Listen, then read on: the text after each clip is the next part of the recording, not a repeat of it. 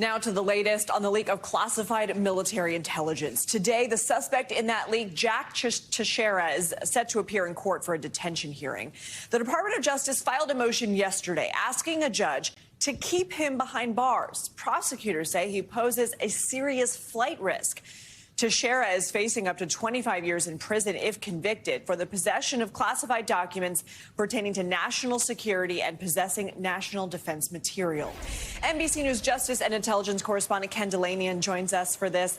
Ken, good morning here. What is the prosecution's argument for keeping Teixeira in custody, and what's the defense saying? Good morning. Prosecutors filed a memo last night making the argument to keep him in custody, and they presented actually a lot of new information about this case. First of all, they said that he presents an ongoing risk to U.S. national security because they say he still has access to a trove of classified information, far more than has been disclosed. They also say he destroyed evidence. They say they found an Xbox and a tablet smashed in a dumpster near his house, and they say that he told members of the chat room that he was posting documents to delete messages and to not cooperate with the authorities. And they say that if he was released, there is every incentive for foreign governments to try to recruit him and spirit him out of the country, and there's really no way that they can stop that. The defense has yet to respond to this motion. We'll hear them argue today in court, no doubt, that he has no criminal record that we're aware of. He was a member of the U.S. military, but it does seem unlikely that he would be released in a case like this. So, Ken, let's keep talking about that memo. Prosecutors suggest new information that Teixeira has a history of making violent threats. What can you tell us about that, and what kind of impact could that have on the hearing today? Yeah, this was another pretty shocking revelation in this memo that really adds to the picture of this case. Prosecutors say that he had a history of racist, inflammatory language that was so worrisome that local police initially denied him a gun permit.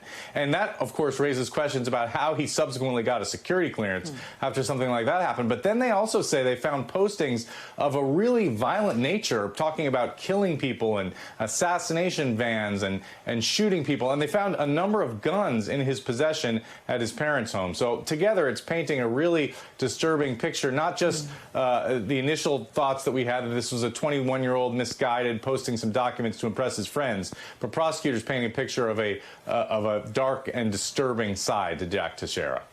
So, Ken, let's talk about the fallout from this, because we're learning that 2 officers in command of Teixeira's Air National Guardsman unit have been suspended. This incident, as you mentioned, obviously raising serious questions and concerns about the security of our intelligence. What can you tell us about that decision, and can we expect more fallout?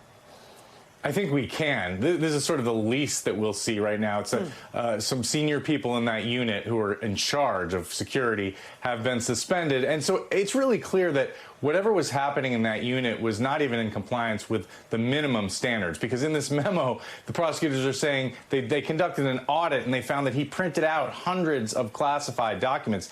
That was checkable, obviously. They were able to determine it. It should have been checked a long time ago. But this case also raises broader, fundamental, systemic questions about how we take care of our classified information and how many people have access to it, and should a 21-year-old airman who's an IT specialist ever be able to access these highly sensitive documents. That goes beyond what was happening at this one air wing in Massachusetts, and it's a conversation I think we're going to be having for a long time. Okay, Ken, thank you so much. Thanks for watching our YouTube channel. Follow today's top stories and breaking news by downloading the NBC News app.